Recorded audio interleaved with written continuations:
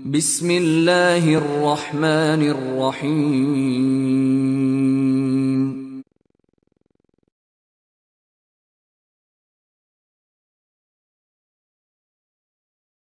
Tahun ketiga kalau tidak salah, itu saya tanya bukan berapa saldo yang ada, berapa Umi saya harus nombokin. Jadi Bapak Ibu ya, itu dari tahun pertama sampai tahun ketiga, 3 tahun itu, saya nanya sama Umi tiap bulan itu bukan berapa saldo, tapi berapa saya harus nombokin. Nah, udah. Untuk operasional itu Umi, nah, kadang-kadang harus ngambil dari tabungan, kadang-kadang dompet saya udah habis ya. Untuk ngapain? Nombokin Pak, operasional selama 3 tahun. Dan apa ini perlu saya kasih tahu Pak ya, nah, selama 4 tahun yang keempat sudah mulai agak sedikit inilah, udah mulai sedikit bisa ya, walaupun kurang, nggak parah-parah amat waktu tahun pertama, kedua, ketiga. Maaf Bapak Ibu, jangan bilang saya curhat, enggak, saya cuma ngasih tahu karena masih banyak yang nggak ngerti, yang nggak paham, yang katanya sampai sekarang itu masih ada omongan saya dengar, oh di Nurul Ilmi itu semua serba duit katanya. Nah, itu kondisi yang terjadi. Kenapa saya bertekad seperti itu? Karena mumpung saya masih hidup, mumpung masih diberikan sehat walafiat oleh Allah, mumpung masih punya tenaga, kapan lagi untuk berbuat untuk agama dan bangsa saya sendiri. Itu loh. Mudah-mudahan dengan bismillah mendapatkan, mudah-mudahan diridhoi oleh Allah ya, kita melangkah. Nah, kenapa pembangunan cepat ini? Ini bukti daripada hadis Nabi, man arada ayyub sato fi rizkihi wa ayyun sa'afi atarihi falyasir rahimahu. Terus terang, kalau dari SPP yang Bapak Ibu bayarkan, boleh dibilang ya, kalau dari situ Pak, mungkin bangunan ini nggak ada, mungkin bangunan ini tidak ada. Dari mana? Ya alhamdulillah, berkat silaturahim Allah Subhanahu wa ta'ala menggerakkan hati hamba-hambanya dari manapun. Kalau masjid ini saya dapat bantuan dari salah seorang donatur dari Mekah ya, keluarga Hamid At-Tolhi, itu dapat bantuan 696 juta. Nekat saya bangun masjid ini, itu 609 juta. Dia minta bangun masjid, minta bangun kelas 2 lokal dan kamar mandi. Saya hitung-hitung waktu itu nggak sampai 600, kira-kira 1 M lebih, karena masjid ini aja ini 1,2 miliar habis. Jadi itu saya ada catatan semua Pak, pengeluaran sampai sekarang ada, sampai yang namanya semen atau beli paku 1 kilo pun saya tulis catatan pengeluarnya. Nah alhamdulillah masjid ini dan lokal di sini semuanya ini sudah habis sekitar 4,5 miliar. Nah dari mana dananya? Allah menggerakkan hati hamba-hambanya ya, alhamdulillah, dari para donatur. Maaf, jangan marah Bapak Ibu ya, sebahagian besar justru donatur itu yang anaknya nggak ada di sini. Maaf Pak ya, jangan marah loh yang santri anaknya di sini. Sebagian besar donatur itu justru ini ya, yang anaknya nggak di sini ya, yang anaknya nggak di sini. Itu yang kehakikatnya alhamdulillah Allah karena ini kalau yang tahu daerah sini pertama kali, kenapa saya harus bikin itu yang namanya apa nih? Yang tembok ini Pak, batu turap. Itu turap itu Pak habis 30 truk batu. Turap dari situ tuh sampai ujung 30 truk batu. Bayangkan 30 truk batu kali, belum pasirnya, belum semennya, belum gaji tukangnya dan sebagainya. Nah tapi bersyukur alhamdulillah. Oh ya alhamdulillah, kemarin sumbangan yang diberikan oleh anak-anak bantuan putra putri Bapak Ibu waktu bulan Ramadan, yang anak lama kita sini terkumpul sekitar 24 juta Rp300.000. Saya ucapkan terima kasih. Yang saya sedih justru anak kelas 5 yang naik kelas 6, kelas 4 naik kelas 5, kelas 3 naik kelas 4. Ya Allah, kok makin apa? makin ya ada ala kadarnya gitu. Bukan saya tidak berterima kasih. Ya, justru yang kelas 1, kelas 2, kelas 3 yang agak lumayan. Yang sudah kelas 4 naik kelas 6, yang kelas 5 yang kelas 4 naik kelas 5, kok kayaknya bahkan ada yang sama sekali nggak nyari. Ya, tolong saya mohon, itu kan juga adalah kepentingan kita bersama. Ya, maka Bapak Ibu, saya mohon kalau mungkin ada rezekinya, ya silahkanlah sumbangkan semennya. Insya Allah ya, Rp1.000 pun kalau memang itu untuk sumbangan, tidak ada yang saya pakai untuk pribadi. Alhamdulillah semuanya Pak kita gunakan untuk pembangunan dan insya Allah jadi amal jariah. Ya, itu perlu Bapak Ibu ketahui. Nah, jadi beginilah, alhamdulillah pembangunan asrama putri itu kurang lebih sudah habis sekitar 1,3 M itu. Asrama putri. Dari mana? Wallahu a'lam bishawab. Mudah-mudahan Allah lancarkan dan saya mohon doa dari Bapak Ibu semua. Nah, tentang pendidikan di sini. Ya, tentang pendidikan di sini, Bapak Ibu lihat kok ngobrol lagi ya. Tolong jangan ngobrol lagi. Bapak Ibu, jangan ngobrol lagi. Bapak Ibu tolong jangan ngobrol lagi. Nggak kedengeran ya? Tolong jangan ngobrol lagi. Nah, tentang pondok pesantren ini, ya ini perlu saya, di brosur ada kurikulumnya, sengaja kita bikin 4 bahkan kurikulum saya jadikan satu kurikulum yang bernama kurikulum pondok pesantren Nurul Ilmi.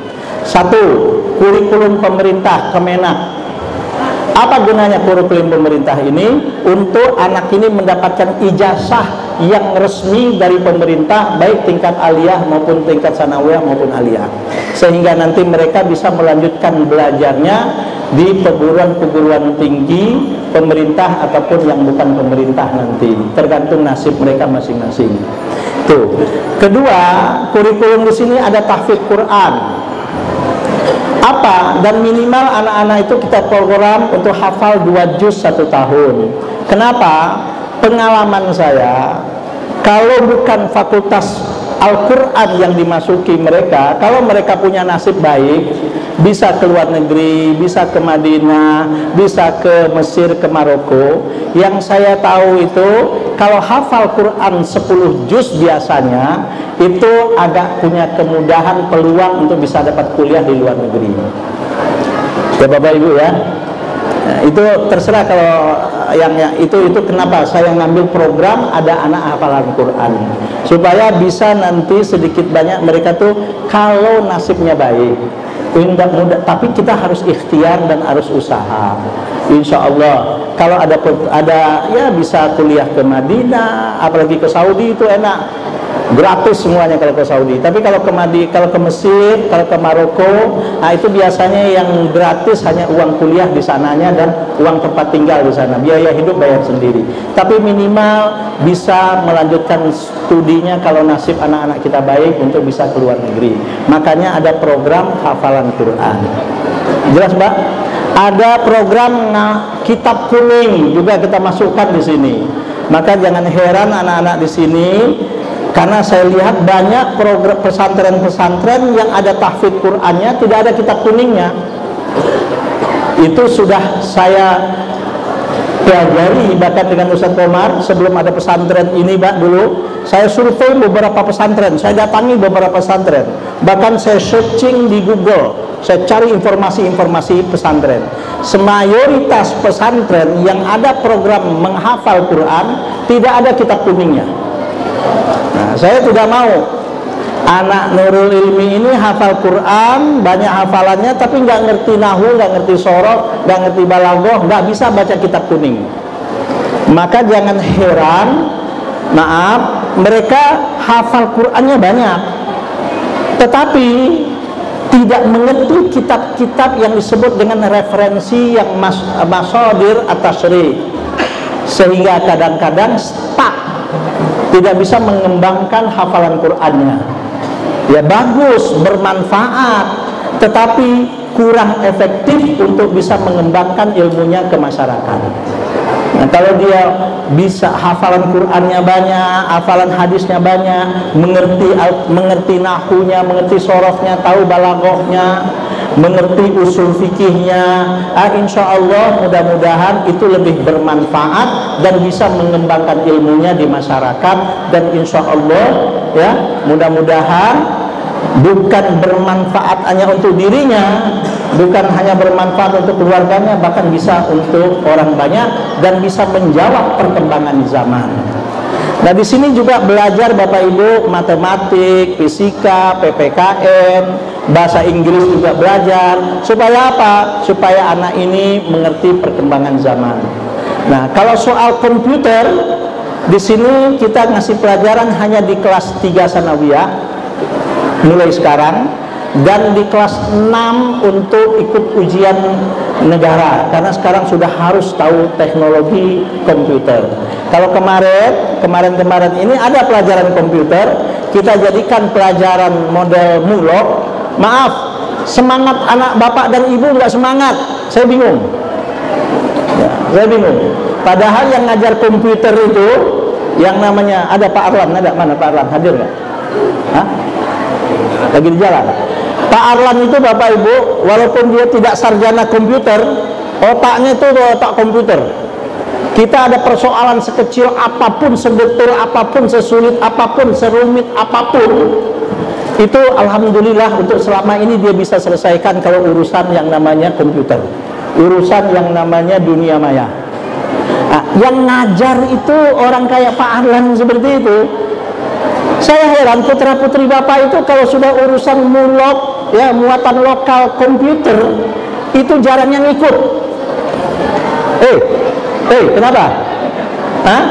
Jadi jangan salahkan kami gitu loh. Atau mungkin karena sudah merasa pintar, sudah merasa bisa waktu di rumah ya.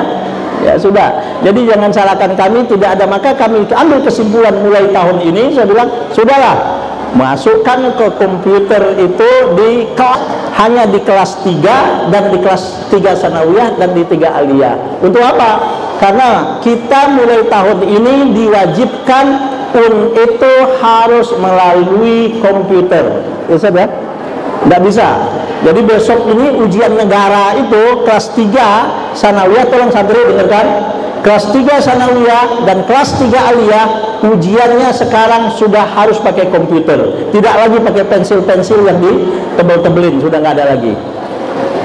Maka saya bilang, dari kalau dijadikan lagi namanya teknologi informasi ini cuman mulok, bisa lagi nanti nggak mau lagi ngikut anak-anaknya.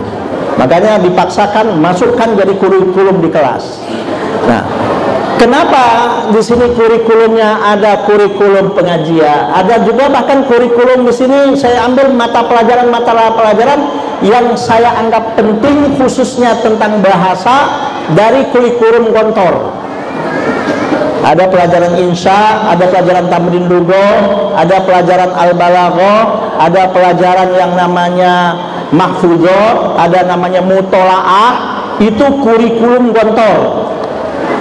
Nah, jadilah kurikulum Pondok Pesantren Nurul Ilmi.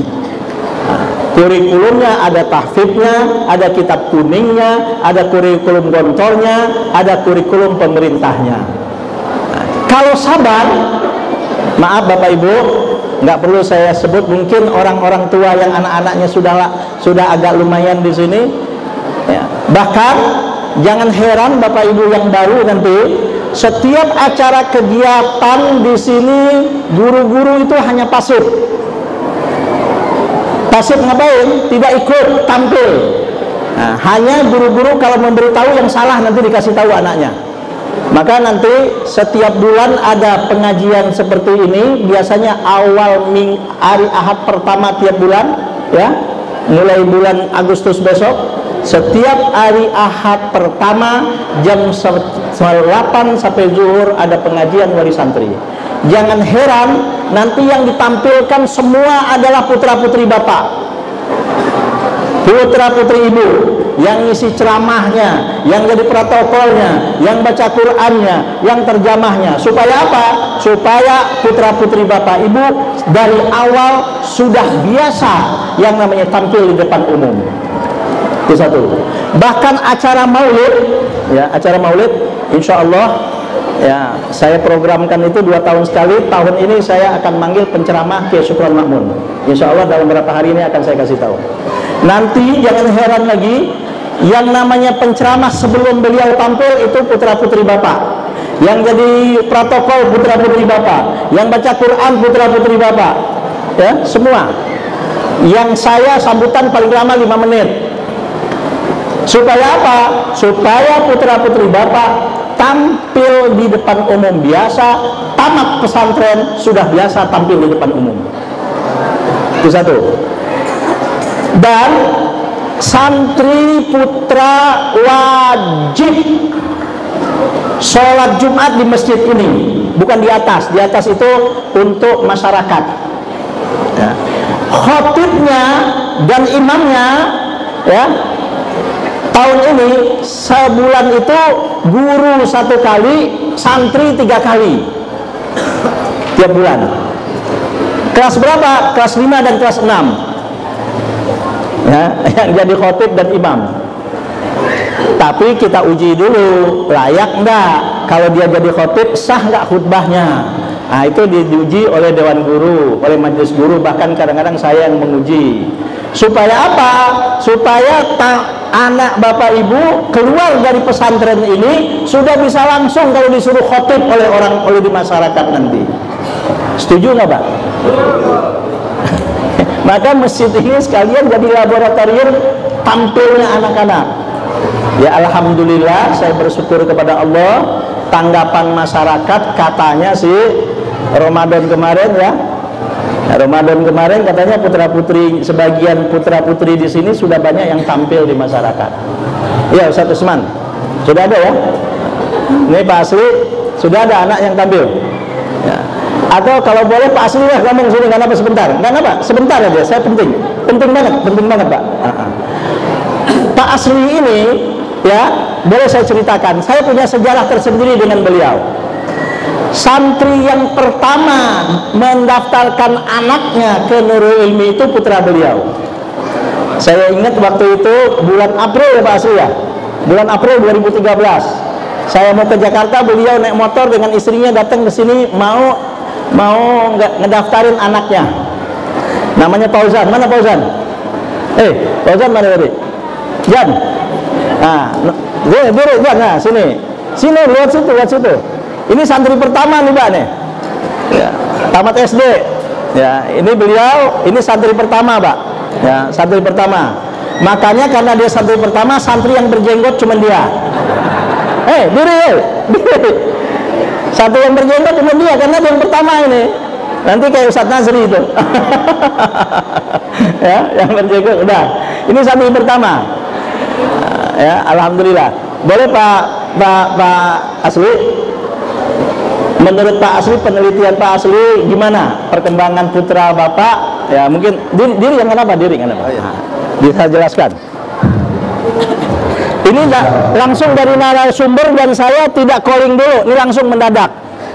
Ya. Assalamualaikum warahmatullahi wabarakatuh. Assalamualaikum Pak Guru, Bapak Ibu hadirin sedang majelis taklim. Ini masuk YouTube. Udah, masuk YouTube. Grogi jadi ini. Puji syukur kita panjatkan kepada Allah Subhanahu wa taala, salawat dan salam semoga tercurah baginda alam Nabi Muhammad sallallahu alaihi wasallam. Pak Kiai, Bapak Ibu hadirin berbahagia, sejarah singkat anak kami Muhammad Fauzan Amin masuk ke pesantren Nurul Ilmi. Dulu memang kami wasilahnya dari guru agama kami di sekolah SD.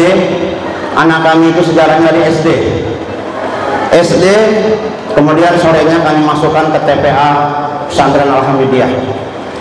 Nah, dari situ kami melihat kelihatannya ini anak agak sedikit bisa ke arah agama, namun kami terlalu begitu lulus SD saya tanya, kamu mau kemana? Mau masuk SMPI. Saya bilang SMP itu tanggung deh, langsung ke pesantren aja ya. Kebetulan ada salah seorang guru dari Pejaten Timur, kami juga guru SD, ada yang menyodorkan brosur pesantren Nurul Ilmi. Kemudian kami beserta istri nyoba alamatnya, cari di Bojonggede, masa tak ketemu, kita orang Depok. Saya bilang bener gak ketemu, nggak ada pesantren Nurul Ilmi.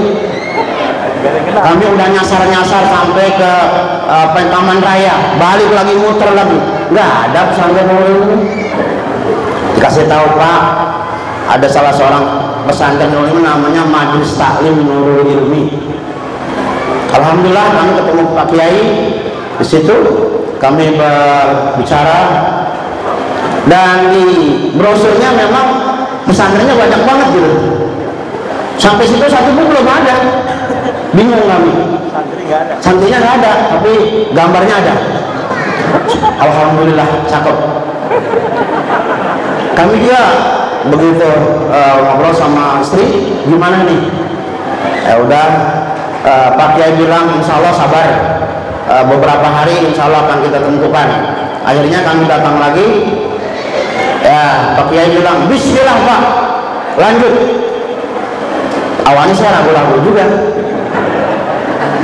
pesantrennya belum ada, anak saya baru satu, bingung ini saya. Namun saya tekad, insya Allah. Pak Kiai bilang seperti itu, bismillah, insya Allah. Baik Pak, nama anak saya cantumkan, namanya Muhammad Fauzan Amin. Alhamdulillah. Dan dari hari ke hari, alhamdulillah perkembangannya cukup pesat. Ya. Kebetulan dia sendiri memang tidak ada basic agama dari SD, namun dengan kegigihan dan mungkin dia juga semangat. Ya awalnya memang kami jangankan seminggu 2 minggu, sehari aja kangen. Yang sudah nangis terus istri saya, begitu mau makan ingat dia. Maklum ya anak, ya boleh dibilang ya kita biasa bareng-bareng. Suatu waktu nggak ada dia, kita begitu jam makan tidak ada dia, terasa teringat sekali. Nah lama-lama seminggu 2 minggu, alhamdulillah sebulan. Nah alhamdulillah kita udah biasa sebulan sampai 1 tahun, ya kita udah lepas.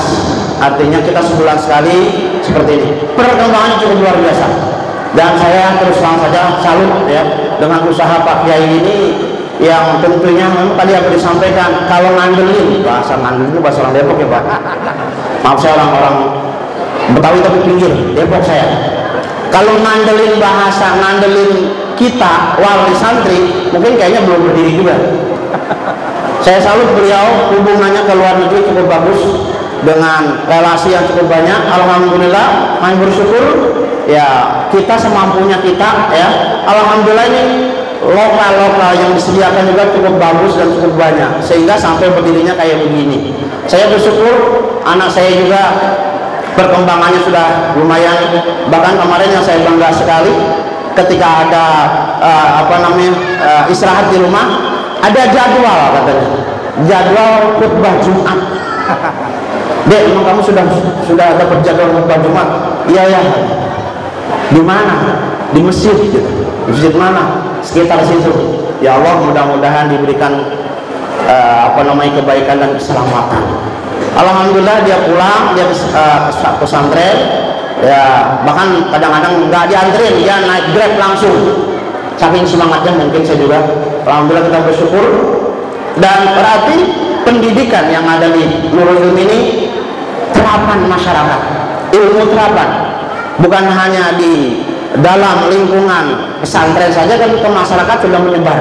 Ini beruntung buat kita semua. Jadi sejarah awal saya bersyukur, dan anak saya bentar lagi udah kelas 6 ya, bentar lagi udah dikit lagi mau keluar.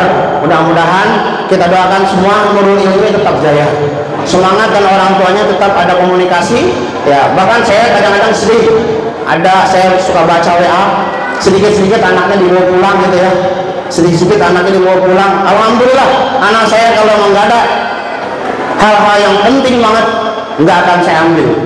Artinya apa? Saya berikan, saya serahkan penuh kepada pesantren Nurul Ilmi. Kalau memang nanti ada kesempatan pulang, jam pulang gitu. Bahkan kemarin saya agak liburan ya, bahkan Idul Adha tidak pulang. Ini menurut informasi saya dengar tahun depan nggak pulang gitu. enggak, dia udah tamat. Oh, udah tamat. Alhamdulillah. Ya, artinya saya pribadi ucapkan terima kasih keluarga Pak Kiai dan para dewan guru semua yang sudah mendidik anak kami Muhammad Fauzan Amin, sehingga mungkin bisa saja untuk bekal dirinya, insya Allah kita orang tua tidak begitu repot-repot, dan untuk di masyarakat juga insya Allah sudah dilatih dari sekarang. Mudah-mudahan perkembangan ini semua terus kita dukung dan kita semangat orang tua kita, yang namanya ini adalah dunia dan akhirat. Jadi pesantren ini bukan lompatan, bukan hanya sekedar, tapi kita tujuan kita harus full di sini, bukan hanya merubah kelakuan dan sebagainya, bukan hanya itu, tapi bagaimana menciptakan anak kita untuk masa depan, agar kiranya apa, di dunia kita selamat, di akhirat juga kita nggak ditanya sama Allah, nggak ditanya para malaikat, kenapa kamu diemin aja anak kamu. Nah, seperti itu. Insya Allah mudah-mudahan semangat ya. Saya pun insya Allah ya semasih bisa saya datang, saya tiap bulan insya Allah saya hadir. Mudah-mudahan ini semua salah satu motivasi buat kita semua. Anak-anak kita yang hadir saya bangga, sudah mampu, sudah bahkan anak-anak yang didik di saya juga di pesantren sudah ada lagi 2 orang kalau nggak salah. Berapa? Iya, 3 orang. Alhamdulillah. Mudah-mudahan ya anak-anak kita yang masuk pesantren nggak ketinggalan zaman. Bahkan Islam tidak akan ketinggalan zaman, selalu mengikuti zaman. Sekian, kurang lebih mohon maaf. Oke, kurang lebih mohon maaf. Assalamualaikum warahmatullahi wabarakatuh. YouTube. Ini yang YouTube-nya, Pak. Kedengeran, Pak. Masuk YouTube dong, Pak. Ya, masuk YouTube. Ya, kelihatan kemananya dari lambangnya. Ya. Ini lambang ini kebetulan ini hasil ijtihad saya 3 bulan baru nemuin lambang ini. Jadi nggak sebentar ini. 3 bulan saya bikin, saya tanya mau ngapain tuh, lagi bikin logo. 3 bulan Mbak, baru saya nemuin logo kayak begini. Di otak saya baru terinspirasi logo yang seperti ini. Nah, kemana Nurul Ilmi dan kemana visi misinya ada di sini semua. Saya jelaskan sedikit, nggak ada apa-apa ya. Oke. Lambang ini coba lihat kotak hijau, kotak 4. 4 itu melambangkan apa? 1, 2, 3, 4. Ini melambangkan satu, bahwa pesantren Nurul Ilmi ini segala kegiatannya, kurikulumnya dan apapun di sini adalah berlandaskan 4 landasan: Al-Quran, Sunnah, Ijma, dan Qiyas. Itu satu. Kemudian kami sebagai insya Allah yang diberikan amanah, silakan Ustaz Awas. Ya, Ustaz Awas Sarkosi ini guru di sini. Ya, ini teman saya waktu di pesantren dulu di Darul Rahman, satu kelas. Bahkan alhamdulillah sekarang ada wali santri, ya teman sekelas saya tuh, Ustazah Farihah tuh ada tuh. Ustazah Farihah itu waktu saya sekelas beliau juara kelas, saya di bawah beliau. Subhanallah. Anaknya di sini, alhamdulillah udah betah ya. Alhamdulillah. Silakan. Dan alhamdulillah ada lagi, tapi nggak datang ya nih ya, Haji Suryadi ya. Haji Suryadi juga teman sekelas saya waktu di pesantren dulu, juga ngajar di sini sekarang. Temennya Pak Asri, satu kelas waktu di Ibtidaiyah ya. Nah, sekarang ngajar di sini Pak. Oke. Yang keempat, ya satu tadi berlandaskan Al-Quran, Ijma, dan Qiyas. Yang kedua, bahwa kita memandang 4 sahabat Khulafaur Rasyidin, Abu Bakar, Umar, Utsman, dan Ali, itu Khulafaur Rasyidin yang kita akui. Karena ada sebagian di sana, di seberang sana, ngaku sebagai muslim, tapi Khulafa Rasyidin yang 1, 2, 3 mereka nggak akui. Itu bukan kita, bukan ajaran di Nurul Ilmi. Ya, yaitu ajaran katanya Syiah. Kita nggak nerima itu. Oke. Lambang yang keempat, yang ketiga, 4 sisi ini, kurikulum di sini dan ibadah di sini kita mengakui adalah yang berlandaskan 4 mazhab fikih. Mazhab Hanafi, mazhab Maliki, mazhab Syafi'i, dan mazhab Hambali. Tapi karena kita hidup di Indonesia, khususnya di masyarakat Jawa Barat, praktek ibadah yang kita amalkan adalah praktek mazhab Syafi'i. Tapi tetap kita mengakui 4 mazhab tersebut. Maka jangan heran Bapak Ibu, di sini kalau sholat subuh itu kunut, ya, kunut. Jadi tapi anak-anak kita ajarkan ya dalam mensikapi kunut dan tidak ini, ya. Siapa yang bisa jelaskan? Ayo maju. Aiman, sini Aiman. Nah, tuh kelihatan. Sini Aiman, tahu. Hei, Aiman, tahu.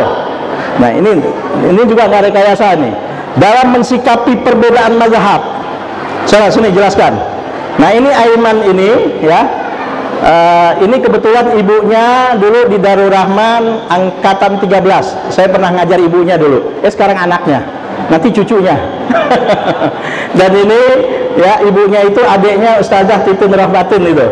Nah, itu Ustazah Farida. Ini anaknya di sini. Ini teman istri saya waktu di pesantren. Ya, silakan. Gimana cara mensikapi perbedaan madhab? Sinian, nggak cukup. Gimana? Ya, jelaskan. Ya, madhab sono. Assalamualaikum warahmatullahi wabarakatuh.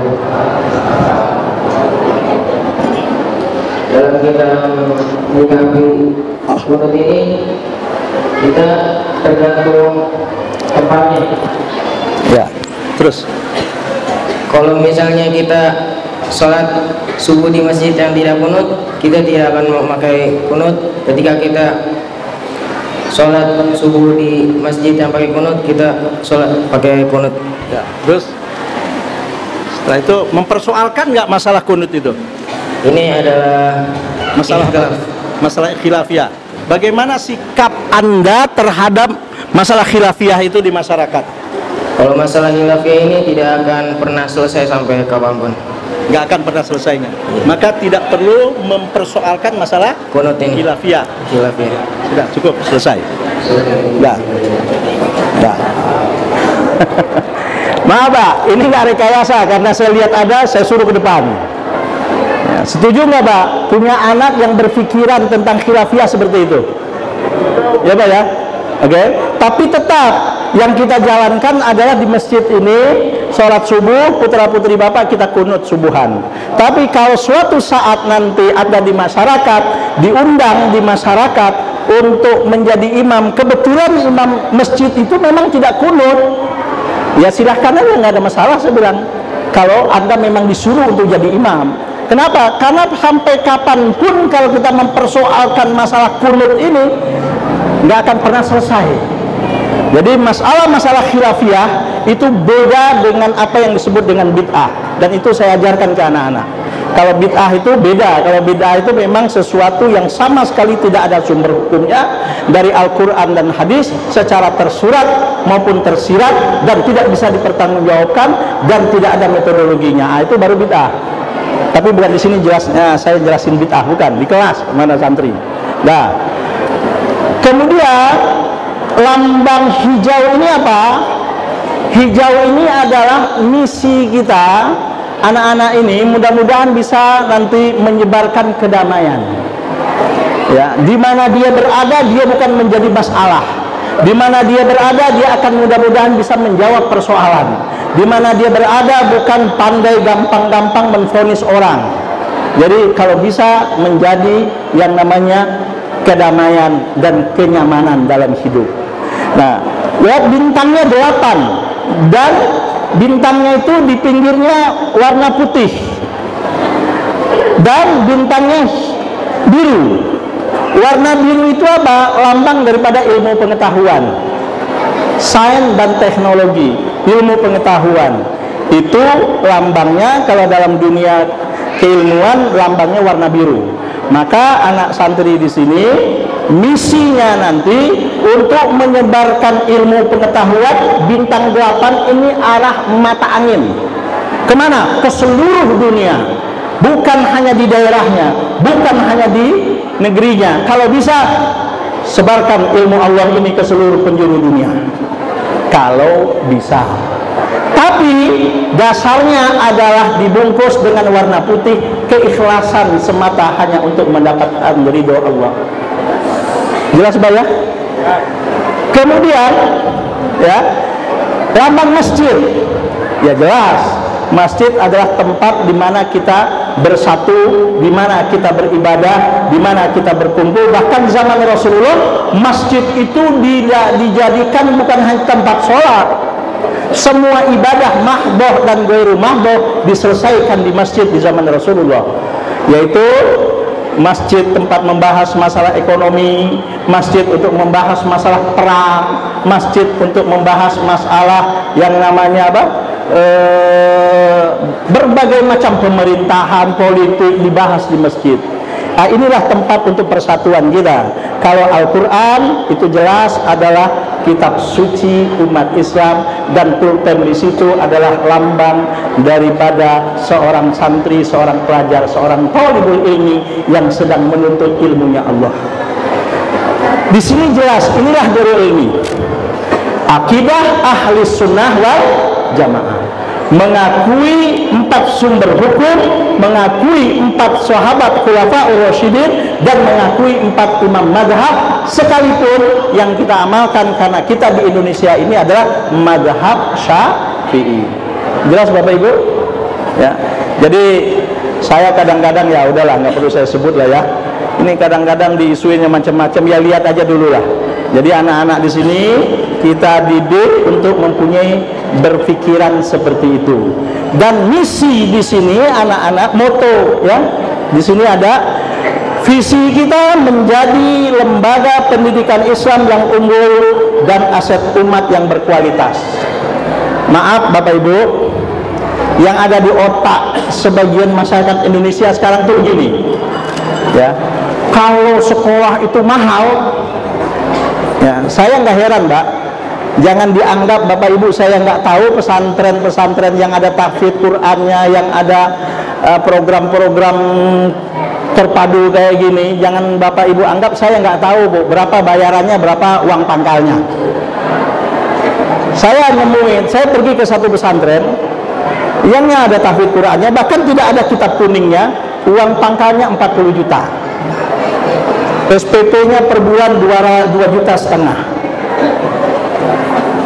Dan minimal sebagian besar saya dapatkan pesantren yang ada program tahfidz Quran, pesantren yang ada program terpadu, minimal mayoritas sebulan itu 1,5 sampai 1,2 paling murah.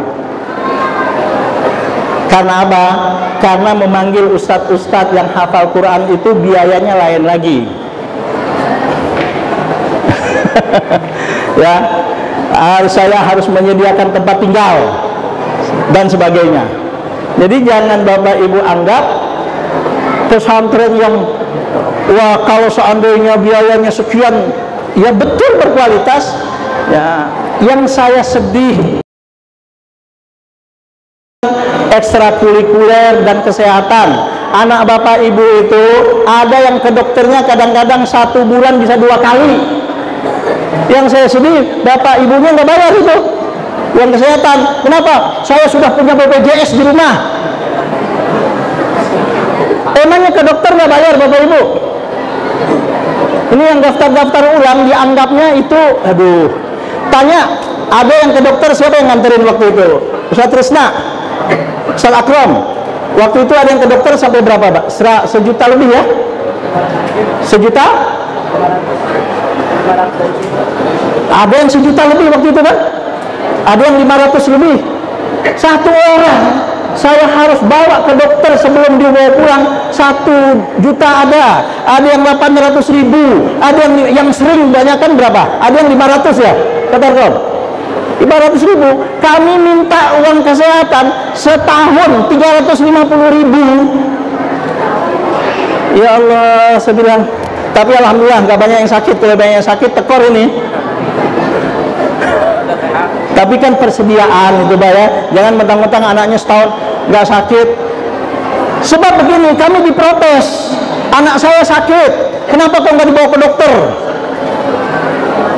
Saya lihat sama Umi, ini bayar nggak kesehatan? Kagak bayar.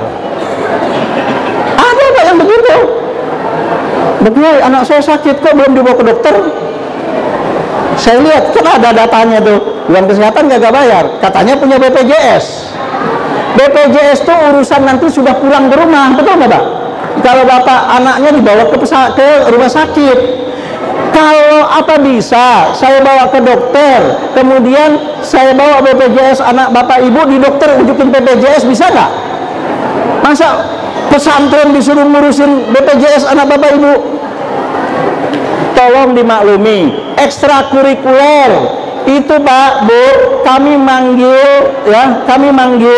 guru silat, apalagi guru silat sekarang itu. Kayaknya tahun ini bisa 2 kali seminggu ya. Tahun ini 2 kali seminggu. Itu yang ngajar silat Bapak Ibu, sekali ngajar bisa 4 orang. 4 orang yang ngajar itu bisa 4 orang sekali ngajar. Sekarang bisa 2 kali ini setahun ini, seminggu ini. Kalau 2 kali berarti dihitung sekali datang seminggu 8 orang bayar. Sebulan 8 kali 4 kali 8 32 kali sekali datang, 1 kali datangannya berapa hitungnya sekarang kalau manggil instruktur. Itu baru guru silat, belum kegiatan-kegiatan lain yang kami harus memanggil yang namanya instruktur dari luar. Jelas Pak? Makan, ini perlu saya kasih tahu. Cari beras yang anak bapak ibu makan di sini sekarang harganya bisa 14.000 seliter. Kalau nggak percaya tanya deh, bapak ibu bawa contoh berasnya atau contoh nasinya beli di luar. Kenapa saya ngambil konsep beras yang mahal? Supaya anak-anak itu makan pakai apapun enak. Jadi walaupun lauknya enak, kalau berasnya nggak enak, jadi nggak enak. Ya Pak Bu ya. Sebetulnya saya naikin, ini sekarang bingung ini, udah tahu sendiri lah. Telur berapa harganya? Di sini ada nih, bos telur nih. Mana Pak? Mana Bapak itu tadi? Ini, alhamdulillah beliau sedikit banyak, alhamdulillah sekarang tiap bawa telur, kemarin nggak pernah bayar. Ya Pak ya, udah setahun lebih ya. Alhamdulillah jadi infak, jadi sodakoh amal jariah, dimakan oleh seluruh santri. Sekarang berapa sekilo Pak telur Pak? 30.000 sekilo sekarang. Ya Allah. Belum ayam, sekali seminggu tuh anak-anak. Oh ya, kalau soal daging, mau idul adha nih. Ada yang mau tolong, yang mau kurban, Bapak Ibu saya mohon kurbannya di sini. Karena apa? Yang makan anak bapak ibu sendiri, bukan saya. Ya. Dan insya Allah nanti jangan heran di WA group saya, dan alhamdulillah sudah ada 2 yang bayarnya. Sudah ada 2 orang. Nah, karena di WA belum saya ini kan. Ya. Khususnya santri baru. Tolong jangan mentang-mentang anaknya datang kemari minimal 5 juta lunas, dan yang 8 juta sampai September 90% baru bayar 5 juta 90%. Pak Bu, terus terang saja, itu di atas itu niat saya bulan ini sudah saya mulai, saya bangun lagi. Duitnya dari mana? Wallahu a'lam bishawab. Ya nekat aja udah ini ya.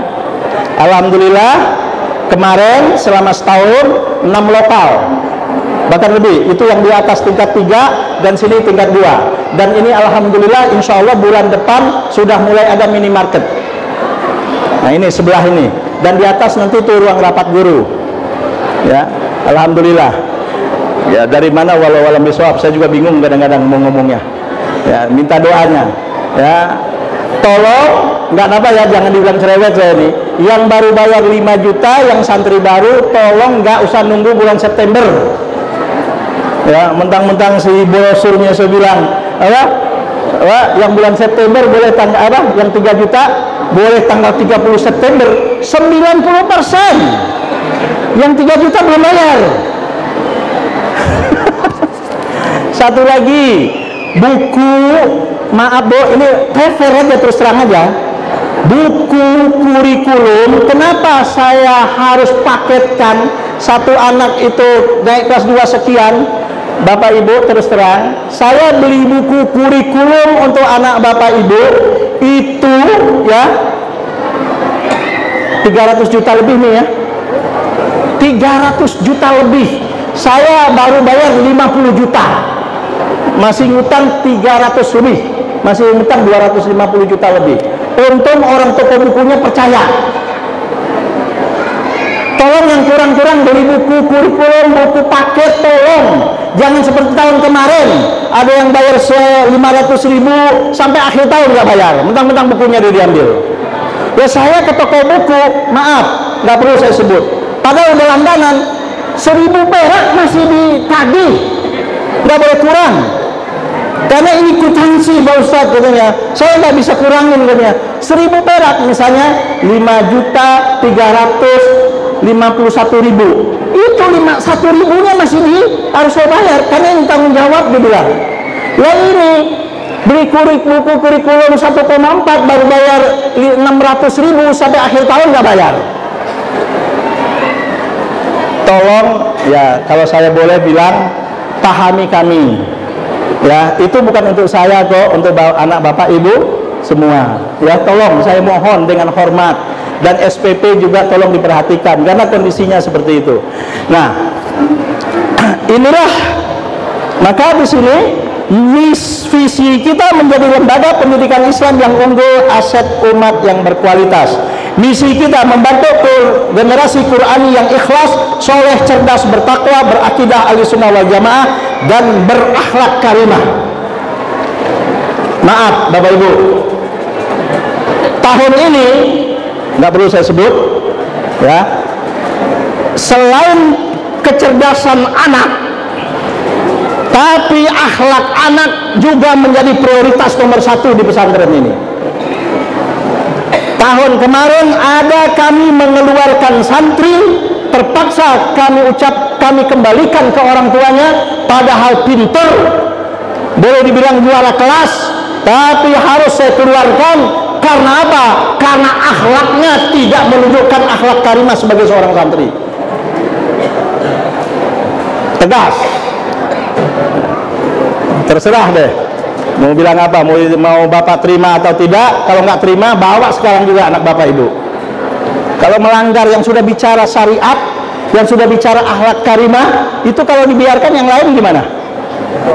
Yang lain bisa ikut kan Mbak? Tahun kemarin ada 4 anak. Dengan berat hati dan dengan doa kami kembalikan anak itu kepada ibu bapaknya. Dan anehnya, tanya mau ini ya, udah keluar, ada yang minta lagi masuk kemari. Ya Allah, ada yang keluar, dipaksa, diiniin, dirayu, masih tetap kekeh mau keluar. Tapi itu yang nggak dikeluarkan, Pak. Udah menjalani kehidupan di luar kayak begitu, minta lagi ke saya supaya anaknya dimasukkan lagi ke sini. Tolong, ini bukan pasar. Bapak Ibu ya. Nah, ternyata dia nggak dapatkan di luar pendidikan yang dia rasakan seperti yang dia dapatkan di sini. Ya Pak ya. Oke.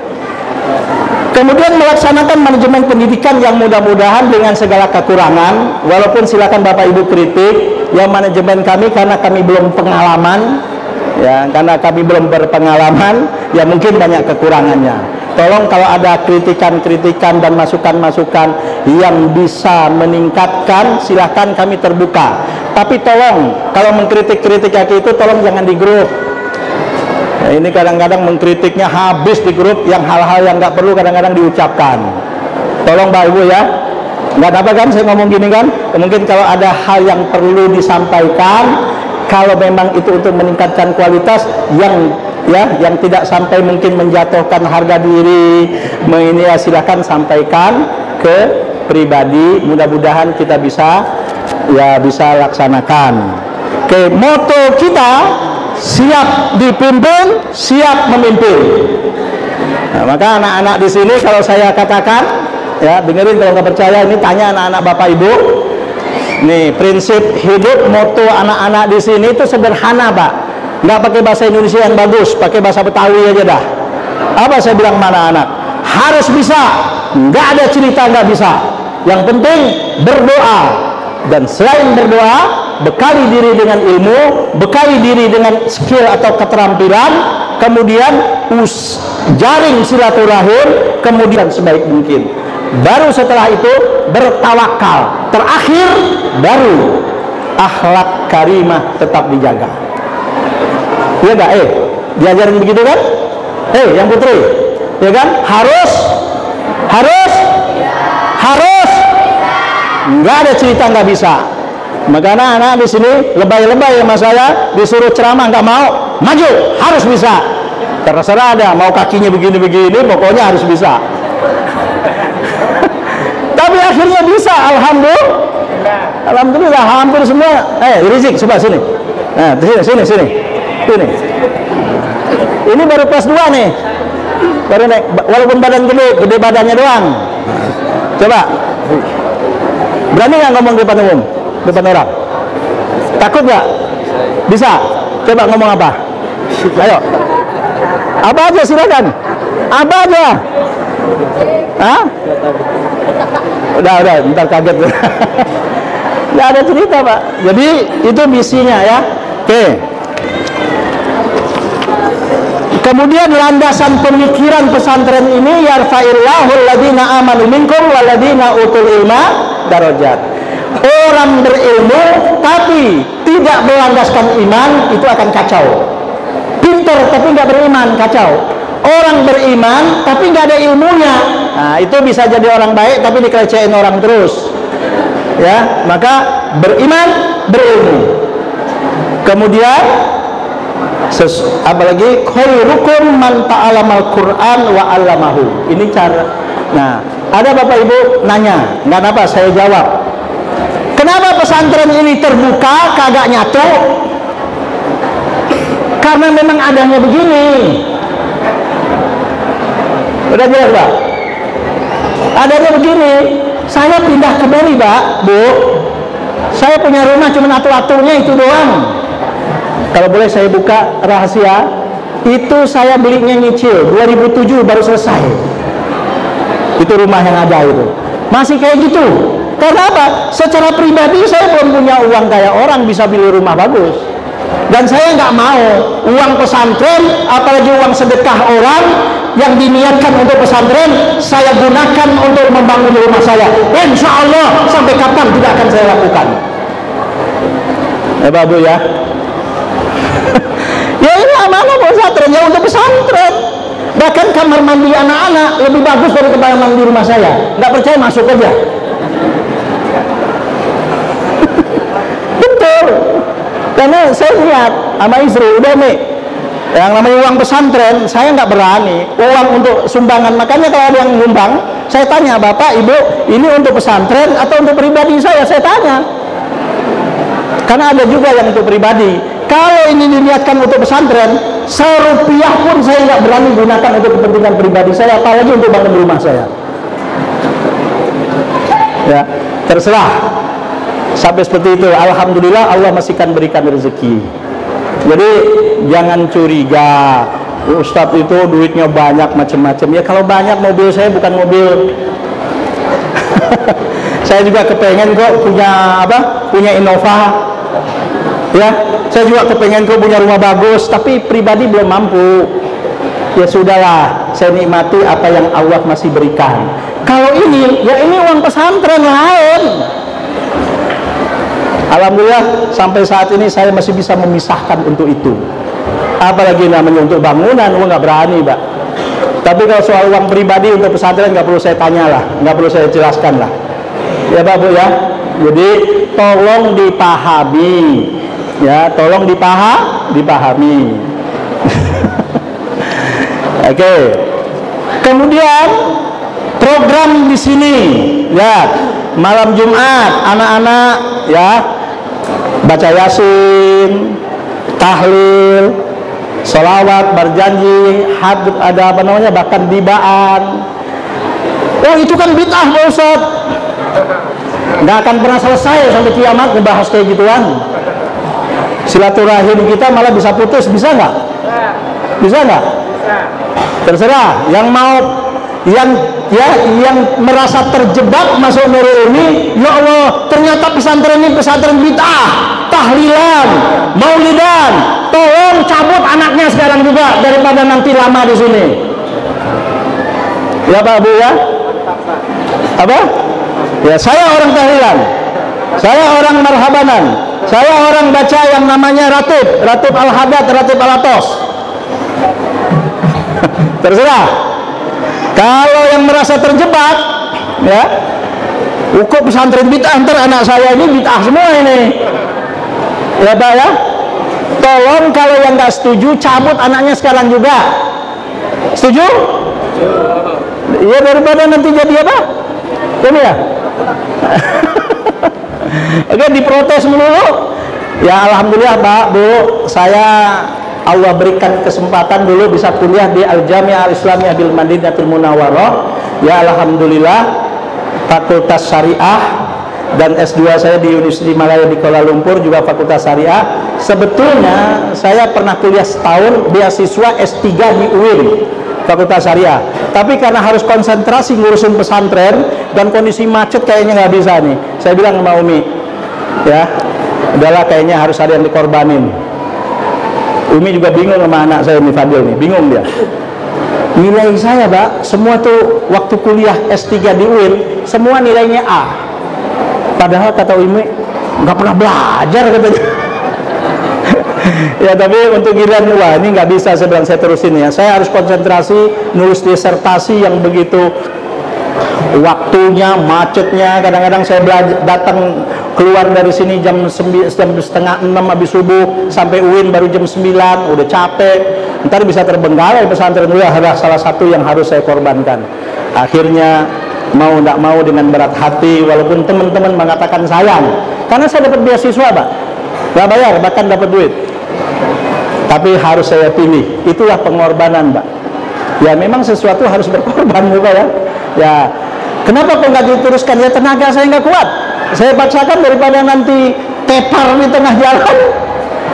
Ini kagak, ya kan loh, lebih baik ya sudahlah, sekonsentrasi inginin pesantren. Oke, kegiatan anak-anak di sini Jumat pagi kuliah subuh. Nah,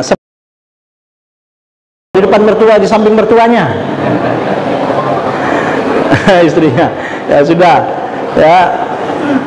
Pramuka kita tetap ada, kecuali kelas 6, nggak ada pramuka di sini, ya. Karena kelas 6 itu mau nggak mau nggak ada lagi jam, mau nggak mau untuk ngikut jadi ada pelajaran komputer di waktu jam kelas, waktu jam pramuka. Ada muhadharah, latihan 3 bahasa, olahraga dan latihan pencak silat, life skill. Bapak Ibu ada yang bertanya, kenapa kok masa orientasi pesantren di sini anak lama, anak baru semua harus ikut? Ya, kenapa? Itu setelah saya pelajari berbagai macam konsep dan pengalaman dari pesantren-pesantren lain, ternyata kalau anak lama, anak baru kita satukan ikut masa orientasi, manfaatnya satu. Anak lama dan anak baru begitu cepat saling mengenal dan berinteraksi dan berkomunikasi. Karena kita kocok kayak begitu. Kedua, anak lama, karena di sini ada selalu program-program baru yang mana nanti mereka setiap tahun itu dapat pembaharuan. Jadi kalau mereka nanti sudah tampil di masyarakat, ada yang jadi guru, ada yang jadi dosen atau apa, mereka sudah banyak kreativitasnya tentang masa orientasi itu seperti apa. Maka tiap tahun mereka ikut masa orientasi. Ya Pak ya. Dan alhamdulillah setiap masa orientasi tetap kita tutup dengan kayak kemarin ada yang disebut dengan apa, motivasi, ya. Wah, ada bapak ibu anaknya kalau saya share, kita share, guru-guru share ke grup itu, kok anak saya nggak kelihatan? Yang anehnya saya disuruh motoin. Ya Allah, yang kadang-kadang anak yang perempuan saya suruh motoin. Bagaimana ceritanya? Kok anak saya mau dipoto, tolong dong fotoin anak saya supaya kangen saya hilang. Ya lebay. Sudahlah, anaknya insya Allah betah. Yang anak baru, ini ada anak baru enggak? Mana yang anak baru?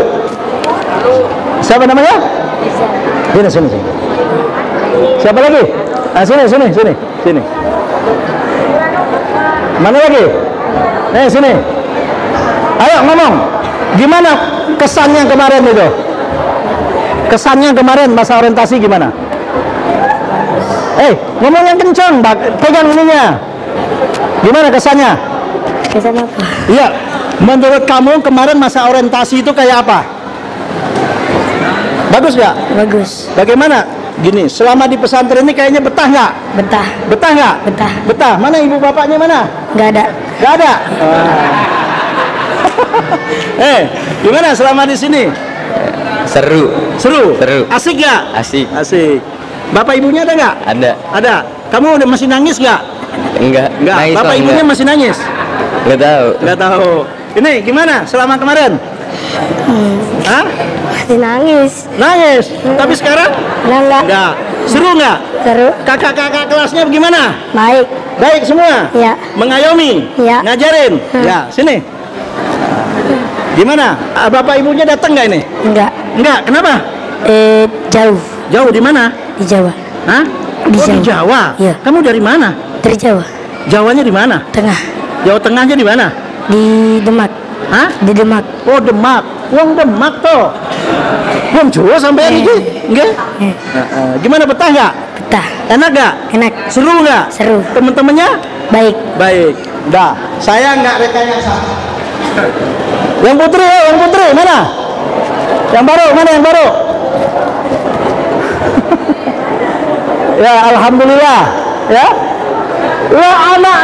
Anaknya udah betah, bapak ibunya yang pasti lebay. Anaknya di sini ada yang saya ledek-ledekin, makan harus banyak saya bilang. Kalau nggak biar gemuk-gemuk, saya bilang sehat. Iya bener, kalau nggak makan banyak saya bilang nggak gemuk. Wah, makan banyak dia. Sampai satu nampan 10 orang. Mana ketemu makan di rumah satu nampan 10 orang. Betul nggak? Yang putri, gimana, betah nggak? Ini yang baru-baru, yang lama nggak usah jawab, betah nggak? Betah? Betah, alhamdulillah. Nah, kenapa gua pesantren ini kebuka kayak begini? Ya memang adanya kayak gini, mau gimana? Maka bagaimana cara waktu itu saya pikirkan, mau Umi saya pikirkan, mau Ustadz Komar saya pikirkan, gimana nih cara untuk anak-anak ini supaya minimal kita bisa minimalkan. Maka kita bikin program namanya tahfidz Quran. Jadi di sini bapak ibu yang bapak ibunya yang pernah di pesantren, di sini ada pelajaran mutolaah, tapi mutolaah nggak dihafal. Lebih baik anak itu ngapal Quran, lebih baik anak itu ngapal hadis. Nah, waktu kosong mereka daripada bengong, kita arahkan supaya mereka ngapal Quran. Absen di sini, maaf, yang lama-lama. Kalau kabur ketahuan nggak di sini? Hah? Hari itu juga ketahuan nggak? Ketahuan. Betul nggak? Hari itu aja ketahuan. Nggak usah nunggu 1 hari. Kenapa? Karena di sini di absen sehari 5 kali. Ya. 1, ketika waktu menghafal Quran waktu subuh, di absen nggak? Waktu menghafal Quran di absen nggak? Di absen. Kedua, di kelas. Ketiga, waktu ngaji sore habis asar di absen. Keempat, kapan? Setelah baca waktu isya ya, sebelum sholat isya di absen. Kelima terakhir sebelum tidur. Jadi Pak Bu, alhamdulillah ya, karena kondisinya kayak gini. Mudah-mudahan, saya nggak tahu, tapi saya berharap suatu saat Allah Subhanahu wa Ta'ala memberikan kepada Nurul Ilmi tanah minimal 5 hektar, 1 tempat. Nah, itu banyak lagi yang kita bisa buat tuh. Lapangan bola kita bikin, lapangan futsal kita bikin. Ya insya Allah lapangan futsal ada di situ nanti, tapi pada waktunya. Ya, insya Allah. Tolong santri-santri lama dan baru juga. Kemarin habis Lebaran kita kedatangan orang Arab Saudi, kedatangan tamu. Dia bilang sama saya, kalau bisa usahakan tahun ini ada yang hafal Quran 30 juz baik laki-laki maupun perempuan. Dia bilang, kami adakan haflah tasyakuran dan saya akan membiayai katanya. Dan selain itu insya Allah ada hadiah khusus dari saya katanya. Ya, biasanya saya nggak nebak, biasanya ibadah umroh atau bahkan bisa haji, saya nggak tahu. Karena yang ngomong begini pejabat di Saudi. Datang ke sini kemarin, ya Bu ya. Itu ada guru-guru yang datang itu, guru-guru yang ikut, tapi banyak nggak ada guru-guru waktu itu. Alhamdulillah, setiap yang datang yang cuma ngumpul doang nemenin tamu, itu lumayan juga dikasih duit. Itu berapa dia? 500.000 diamplopin. Bukan cuma guru, bocah-bocah anak kecil di sini yang ada dikasih amplop, dikasih duit gitu Pak. Nah itu dia ngomong begitu. Jadi tolong kalau bisa ada yang hafal Quran mulai tahun ini di pesantren ini, lapor sama saya. Saya ada WA-nya kok, saya ngomong pribadi kok sama dia. Alhamdulillah komunikasi saya dengan mereka baik. Ya, komunikasi karena dulu ya orang ini pernah membantu kita nggak sedikit juga. Ya, membantu kita nggak sedikit juga dulu pernah, tapi udah lama. Ya, pernah. Yaitu bangunan yang di atas Abu Bakar itu dia sendiri yang bayar waktu itu yang bangun.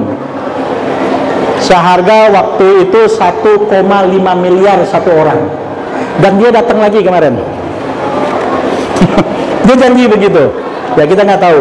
Ya tolong kita insya Allah kalau ini selesai, itu di samping yang tanah kosong saya akan bangun 3 tingkat. Di atasnya didak untuk macam-macam lah anak-anak kegiatan olahraganya. Duitnya dari mana? Wallahu a'lam bishawab. Doakan. Ya Allah menggerakkan dan Allah mudahkan. Karena saya yakin kalau Allah sudah menggerakkan dan memberikan, tidak ada persoalan yang tidak selesai kalau Allah yang sudah memberikan solusinya. Itu kita harus yakin. Jadi anak-anak di sini Bapak Ibu ya seperti itu. Jadwal kegiatan anak Bapak Ibu sudah tahu lah ya. Dari subuh sampai jam 10 malam kegiatan ada semua. Ya mumpung masih muda-muda belum ada tanggung jawab. Oh ya, guru-guru di sini. Susunan pengurus.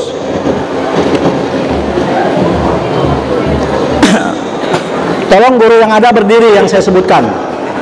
Pengasuh saya sendiri ya, Faisal Muhammad Ali Nurdin. Kepala Madrasah Sanawiyah Ustadz Komarudin. Tolong Ustadz. Ini kepala Madrasah Sanawiyah. Kalau kepala sekolah aliyah sementara masih saya, karena kita masih dalam proses untuk izin. Sekarang izin sekolah sudah nggak kayak dulu, ya masih proses. Sekarang kalau aliyah itu saja, untuk Sanawiyah nggak boleh saya jadikan lagi izin untuk aliyah. Aliyah itu harus izin di sini. Ya. Lokasi saja sekarang kalau bikin aliyah tidak boleh kurang lokasinya minimal 2.200 meter. Ya 2.200 meter. Oke. Sekretaris operator. Nah, sekretaris pondok operator. Nah ini Pak Arlan nih. Saking hebatnya udah botak tuh kepala ya. Ya Pak Arlan ya. Gimana coba Pak Arlan? Kenapa muka? Kenapa? Tuh. Ini saking ngurusin komputer ini Pak. Alhamdulillah akreditasi kemarin kita Allah ya Subhanahu wa ta'ala kirim beliau kemari. Alhamdulillah selesai beres. Bahkan kita waktu itu ditawarkan nilai A ya Bapak Ibu akreditasi Sanawiyah. Ini nggak rekayasa enggak. Saya nggak kenal kok siapa tuh yang namanya apa namanya asesornya ya, nggak kenal. Mereka menawarkan nilai 93 A. Kalau saya 93 saja. Memang dihitung 93 Pak hasil asesor mereka. Tapi saya konsultasi dengan pengawas, konsultasi dengan sekolah-sekolah yang lama. Kalau yang namanya akreditasi pertama jangan A dibilang. Udah 90. Padahal itu akreditasi sistem baru. Sistem lama 85 itu 2A. Kita kemarin dapat A tapi kami tolak. Maaf, tidak ada rekayasa, tidak ada nyogok sana sini-sini, nggak ada. Itu hasil murni dari mereka. Kemudian staf sekretaris Bahrul Ulum, Ustaz Bahrul Ulum mana? Nah, dah. Kemudian Muhammad Fadlullah, ini, ya, ini staf sekretaris. Bendahara Ustazah Umi Tuti Dahlia, Ajah Tuti Dahlia. Kemudian staf bendahara Ustazah Lia Ahlania Tengkulu, mana tuh? Hei, ini lagi hamil 7 bulan. Istrinya Ustaz Bahrul Ulum. Beliau dari ini kenapa? Oh, sakit perut. Ya udah. Kesemutan. Ya, beliau dari Ternate, alumni Gontor. Dapat jodoh sama kemenakan Umi. Ya udah, bapaknya nelpon saya, gimana Ustaz? Udahlah, nikahin aja, pusing-pusing, saya bilang. Alhamdulillah. Ya, berapa bulan lagi? 2 bulan lagi ya? Sekarang udah bulan ke-7 ya? Anaknya laki-laki apa perempuan Ustaz baru? Insya Allah laki-laki katanya. Insya Allah, mudah-mudahan. Kemudian staf bendahara lagi Ustazah Syifa Najihah Fuadi, mana tuh? Maaf Mbak, ini menantu. Untuk ngebantu Umi ya. Dah. Bagian riayah dan perizinan. Sekarang perizinan ya, terutama semua, walaupun di sini ada nama riayah dan perizinan Ustadz Komar. Riayah itu kalau di pesantren tradisional bagian lurah pondok, dibantu oleh Ustadz Muhammad Fadlullah yang asrama putra, dan asrama putri riayahnya langsung Umi dan Ustazah Syifa. Tapi izin pulang hanya diberikan izin kepada Ustadz Komar dan Ustadz Muhammad Fadlullah atau Fadil. Yang lain tidak diperkenankan untuk memberikan izin pulang santri. Jelas? Baik yang putra maupun putri. Dan tidak ada izin-izin melalui WA. Kayak yang lalu, Pak, Ibu anaknya izin. Udah, saya udah WA-in sama Ustadz itu katanya. Ini emang main-main WA. Nggak ada. Alasannya jelas. Kami agak perketat masalah pulang. Kalau pulang tanpa izin, kami anggap melanggar disiplin. Siap Pak? Emangnya pasar pulang pergi kapan aja? Ya, oke. Koordinator tahsin dan tahfidz itu Ustadz Safruddin sarjana Quran. Koordinator bahasa Ustadz Hamzah Faruqi Ramadhani Al-Hafiz. Mana? Diri. Nah, ini lagi kuliah di Lipia. Ya, doakan mudah-mudahan cepat dapat jodoh. Amin. Atau ada yang mau jadi menantu? Ya saja. Langsung hafal Quran gini-gini 30 juz dari SD saja. Alhamdulillah, itu tawadu udah. Jadi ini hafal Quran nih Pak. Nah, ada yang siap mau jadi menantu? Kita doain mudah-mudahan dapat jodoh yang soleha, yang hafal Quran juga insya Allah. Ya saja. Kemudian koordinator bahasa dibantu oleh Ibu Ustazah Nenah Nuraini. Mana? Nah ini ya, yang bantu dalam bahasa Inggris terutama cukup. Ustadz Muhammad Iqbal. Mana Ustadz Iqbal? Nah ini ya, dibantu lagi oleh Ustadz Aminah Farhatun Nisa. Ini lagi KKN ke Thailand ini ya. Insya Allah bulan September baru pulang. Dia sedang kuliah KKN-nya ke Thailand selama 4 bulan ya. 5 bulan ya, ke Thailand Selatan. Masih di sana sekarang, belum pulang sejak sebelum Ramadan. Kemudian Ustadz Akromuddin. Mana? Ya.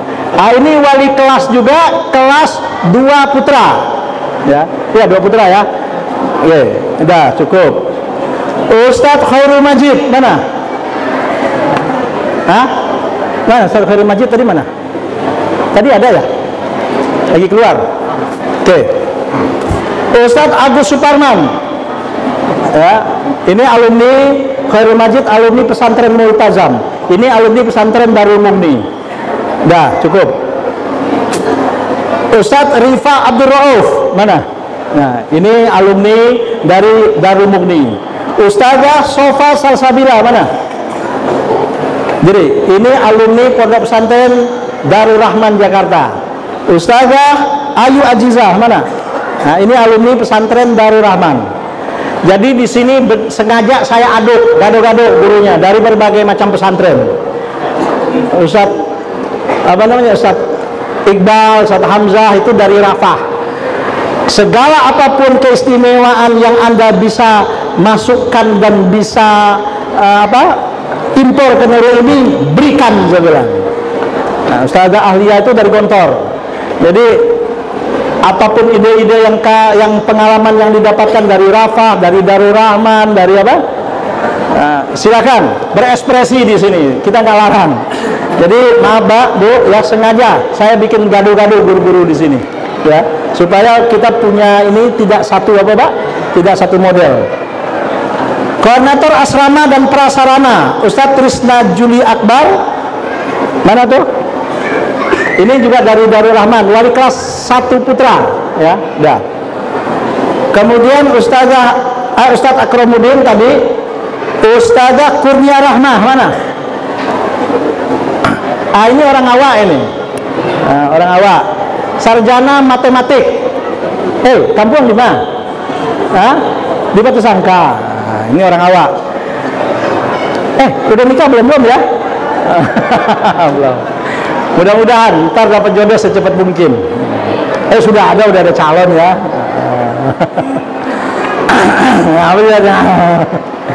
Ini sarjana matematik dan guru matematik di sini, wali kelas 1 putri, ya. Dari UIN ya. IAIN Padang ya. Apa?